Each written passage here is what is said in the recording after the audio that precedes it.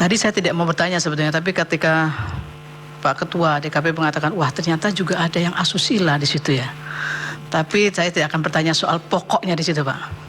Asusilanya seperti apa ya. Hanya ada yang menggelitik itu adalah ketika dalil pemohon itu berkaitan dengan mempersoalkan independensi dari penyelenggara, ya, khususnya dari KPU Bawaslu, yang kemudian dinilai dari mulai panselnya dianggap bermasalah, seperti itu. Nah, saya ada pertanyaan ringkas ya. Ada nggak laporan yang disampaikan ke DKPP itu terkait di luar asusila loh ya, yang terkait dengan penyelenggara itu soal independensinya itu. Seperti apa kemudian tanggapan atau yang sudah dilakukan oleh DKPP terkait dengan hal itu? Itu saja, terima kasih. Terima kasih, Prof. Penny. Yang mulia Pak Arso? Cukup. Nanti Pak Ketua, nanti setelah Pak Ketua menyampaikan akan ada respon dari Pak Ketua. Silakan, Pak Ketua. Baik, terima kasih Yang Mulia Majelis Hakim Mahkamah Konstitusi atas beberapa pertanyaannya, terutama senior saya, dosen saya dulu, Prof. Arif, terhadap pencalonan Capres dan Cawapres. Apakah ada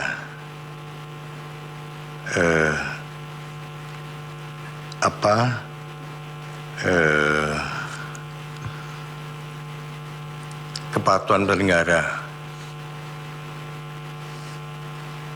Sudah kita periksa, tadi saya sampaikan ada 4 pengaduan yang khusus pencalonan Capres dan Cawapres. DKPP sudah memberikan sanksi untuk Ketua KPU Saudara Hasyim Asyari, peringatan keras terakhir, dan peringatan keras untuk anggota KPU yang lain. Mengapa dibedakan antara anggota KPU dan Ketua KPU? Karena DKPP, putusan DKPP itu bukan kepada lembaga, tapi kepada individu-individu penyelenggara pemilu. Jadi yang diputus itu adalah pelanggaran etik yang dilakukan oleh individu-individu penyelenggara pemilu, bukan lembaganya. Benar nggak ada ketidaknetralan? Sampai sejauh ini belum ada pengaduan ke DKPP yang berkaitan dengan netralitas penyelenggara pemilu sampai hari ini. Kemudian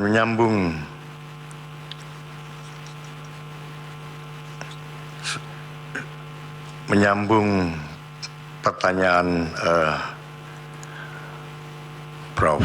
Daniel Yusmik, apakah ada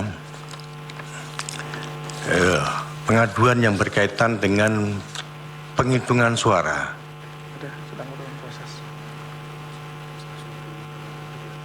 Ada 166 pengaduan, itu diantaranya adalah terkait persoalan penghitungan suara dan rekap. Hanya dari 166 ini belum kami sidangkan, masih dalam pemeriksaan verifikasi administrasi dan verifikasi material. Jadi belum kami jadwalkan sidang. Dari 166 itu hampir 90% berkaitan dengan tahapan, yaitu soal penghitungan suara, kemudian pemungutan suara ulang, dan rekapitulasi. Karena persidangan yang kami lakukan saat ini masih menyidangkan sisa-sisa perkara tahun kemarin yang belum selesai. Ya.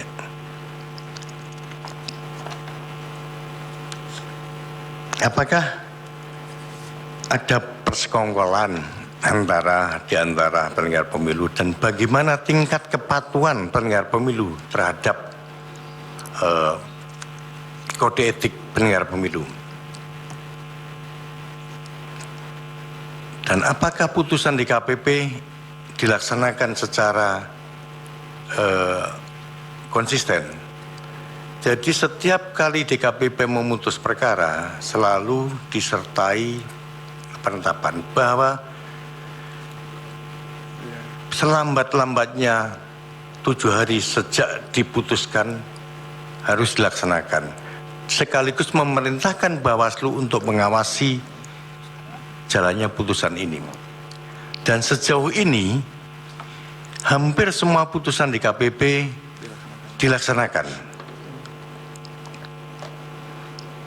Mulai dari putusan yang sifatnya peringatan keras, bahkan pemberhentian.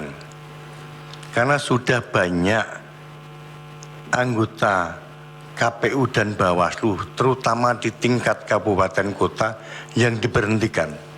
Nanti datanya tolong disampaikan oleh Mas Tio, berapa banyak? Sudah banyak. Baik pemberhentian tetap maupun pemberhentian dari jabatan. Jadi tadi Prof. Arief nyinggung, ini kok sudah diberi peringatan keras berkali-kali kok tidak diberhentikan. Mohon izin yang mulia. Jadi di KPP dalam memeriksa perkara itu fokus pada pelanggaran etik yang diadukan yang sedang kita periksa. Jadi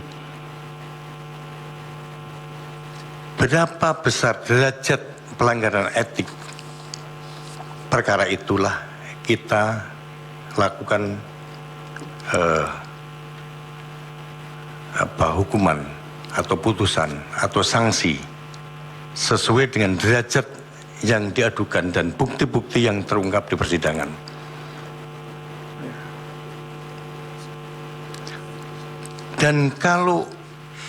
Dan tidak semua pengaduan itu diberi sanksi, karena dari tahun saya tadi sebutkan dari 322 di tahun 2023 itu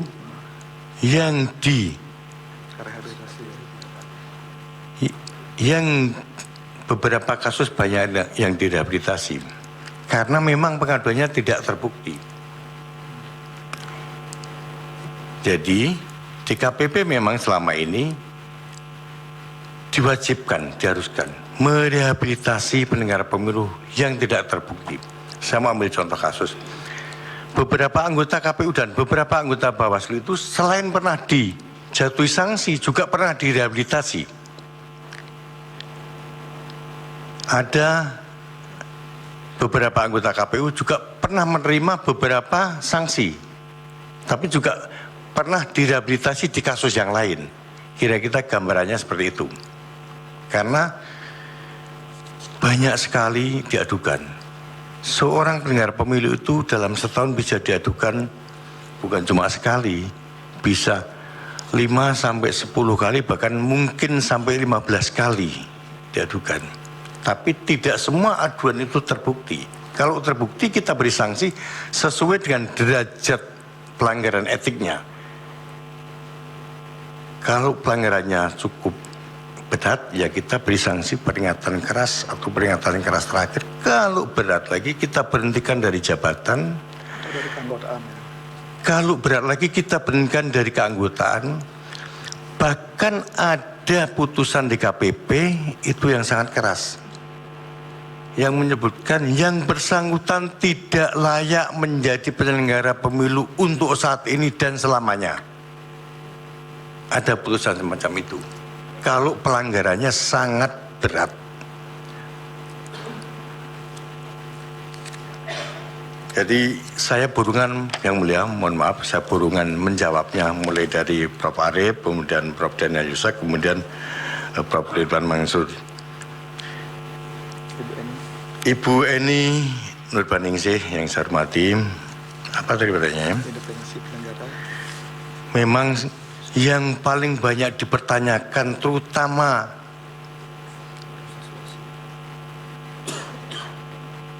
di saat ini adalah tentang independensi penyelenggara. pertanyaan-pertanyaan itu saya kira kita tidak bisa menutup mata dan telinga. Itu muncul di mana-mana. Dan saya juga di KPP juga mendengar itu. Tapi sekali lagi Ibu ingin saya sampaikan, belum ada pengaduan yang berkaitan dengan independensi. Belum ya, bukan berarti tidak ya, belum ada pengaduan yang berkaitan dengan independensi. Tapi yang berbau-bau tidak independen ada. Karena misalnya penyelenggara pemilu berpihak pada salah satu peserta pemilu. Ada. Atau anggota penyelenggara pemilu menjadi pengurus partai politik. Itu pernah diadukan dan itu kita berhentikan. Itu yang terjadi. Jadi sebelum mereka menjadi penyelenggara pemilu sudah kita filter. Karena peserta pemilu tidak boleh menjadi penyelenggara pemilu. Jadi yang terindikasi kuat bahkan yang terbukti dia anggota partai politik kita berhentikan. Ada beberapa yang kita berhentikan. Jadi kalau pengaduan soal ini, kalau soal keterpihakan itu biasanya tercermin lewat pengaduan. Misalnya penyelenggara pemilu A, dia diadukan karena dia menggeser suara. Itu artinya indikasinya dia berpihak pada partai yang dia untungkan. Seperti itu. Tapi yang tentang netralitas penyelenggara pemilu secara keseluruhan belum kami terima pengaduan itu. Pak Dewa ingin menambahkan? Cukup. Pak Tio, cukup ya.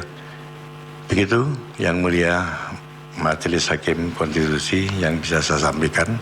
Mohon maaf bila ada kekurangannya. Terima kasih. Pak Ketua. Ini ada Prof. Arief mau memberikan respon lagi.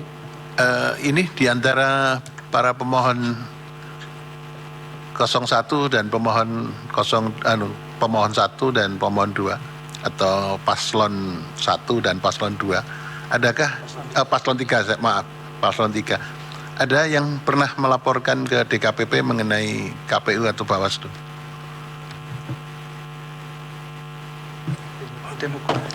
Tim hukumnya Timukan 03 pernah ada melaporkan di KPP. Iya, kasus apa itu? Persoalan apa yang dilaporkan? Pencalonan capres cawapres. Oke. Itu. Iya. 01 pernah mencalonkan terkait kampanye. Kampanye. Tindak lanjut yang diadukan Bawaslu. Terus sudah diputus? Sudah. Putusannya gimana? 01 itu melaporkan terkait ada yang direhabilitasi, ada yang diberi sanksi.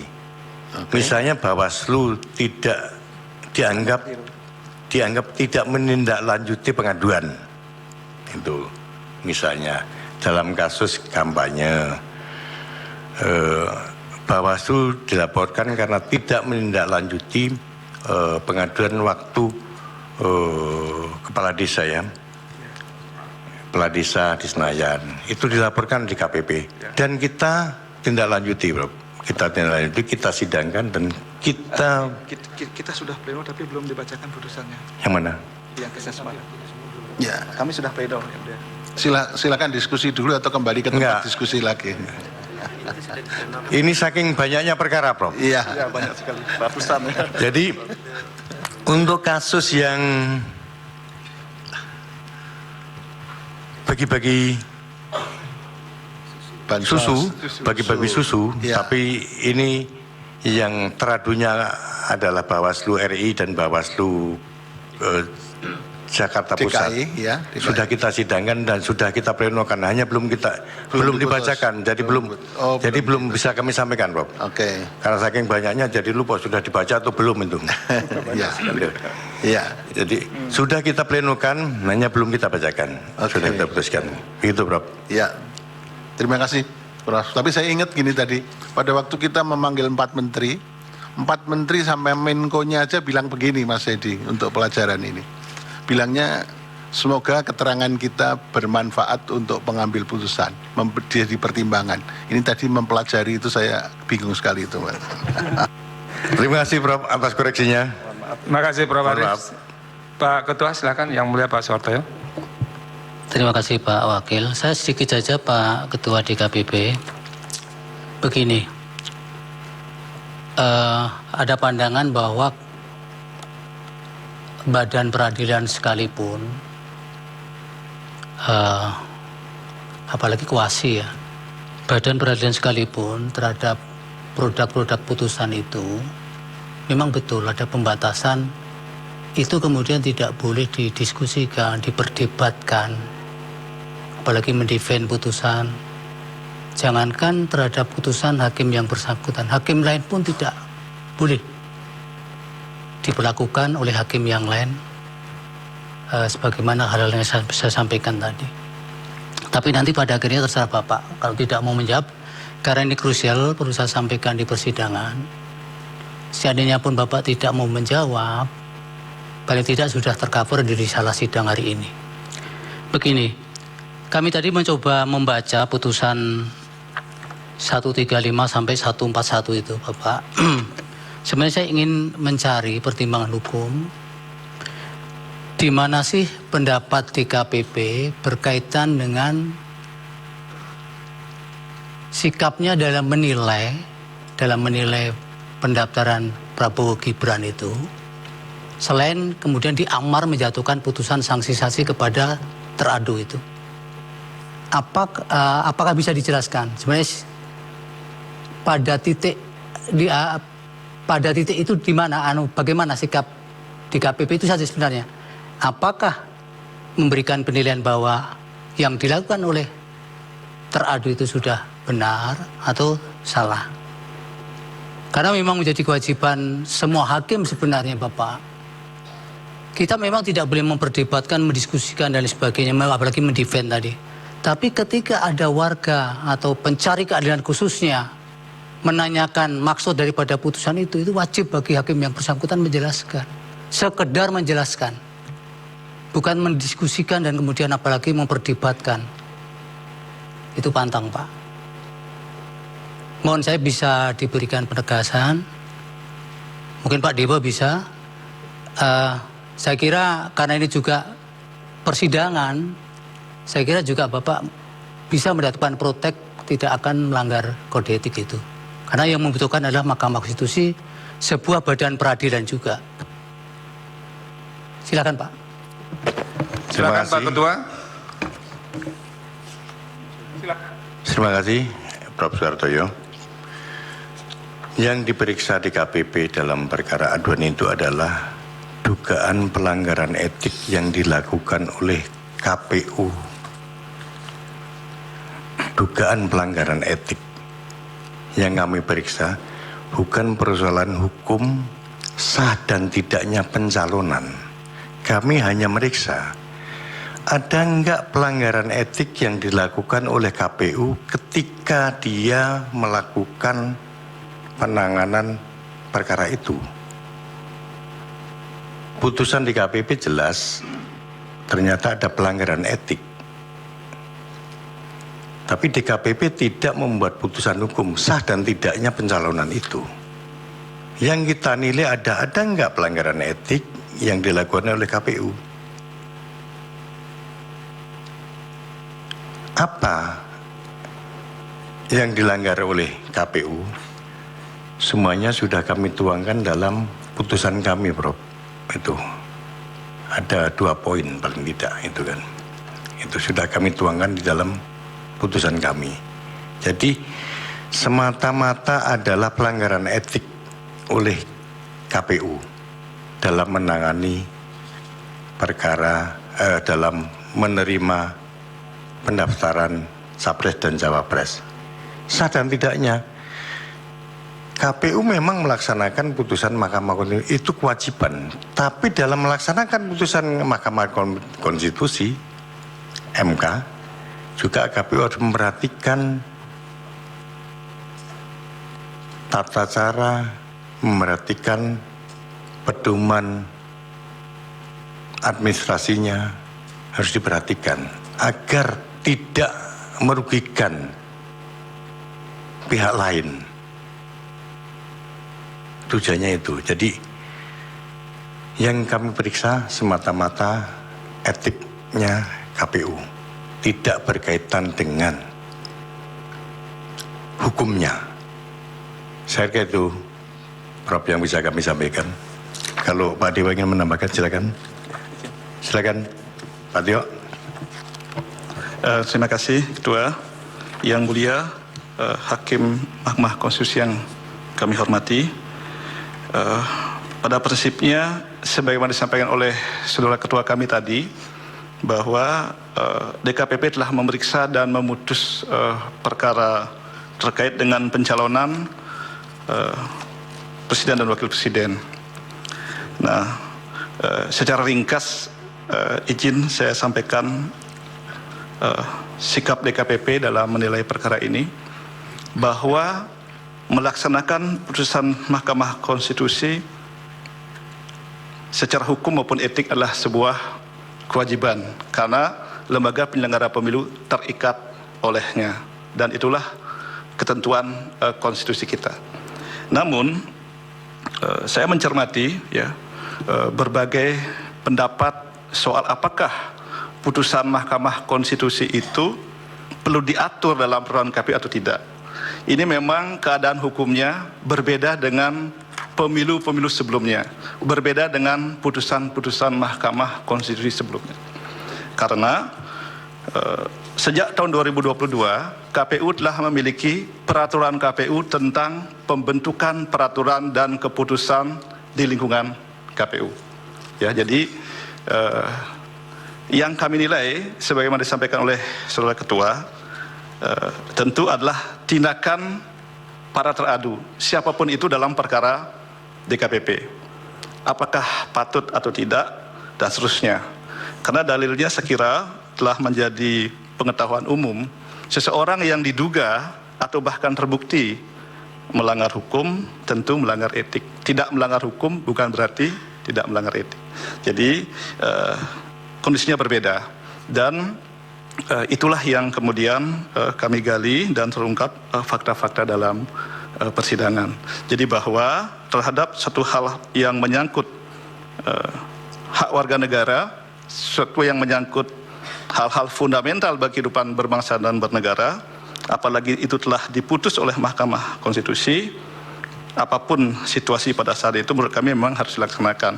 Tapi untuk mewujudkan kepastian hukum, ya, mewujudkan profesionalisme penyelenggaraan, tentu asas-asas, prinsip-prinsip ya sebagai diatur dalam tata cara ya dan tata kelola pemilu yang baik itu juga diperhatikan. Sekali itu sedikit tambahan dari kami. Selebihnya sebagaimana yang mulia tadi sampaikan dan juga saudara Ketua, bahwa rinciannya telah kami tuangkan dalam putusan yang mohon izin tidak akan saya uraikan secara lebih detail. Demikian, lebih kurangnya saya mohon maaf. Terima kasih. Cukup. Rasanya sudah cukup ya, saya kembalikan ke Pak Ketua. Baik, terima kasih Pak Ketua dan Bapak-Bapak anggota DKPP atas keterangannya. Semoga bermanfaat untuk kami, Mahkamah, untuk menjadi pertimbangan dalam penjatuhan putusan nanti. Terima kasih Yang Mulia Ketua dan anggota Majelis Mahkamah Konstitusi atas kesempatan yang diberikan pada kami. Mohon maaf bila keterangan kami tidak bisa memuaskan semua pihak. Kami berharap yang kami sampaikan bisa menjadi pertimbangan bagi Mahkamah untuk mengambil keputusan. Terima kasih. Akhirul salam. Wassalamualaikum warahmatullahi wabarakatuh. Waalaikumsalam warahmatullahi wabarakatuh.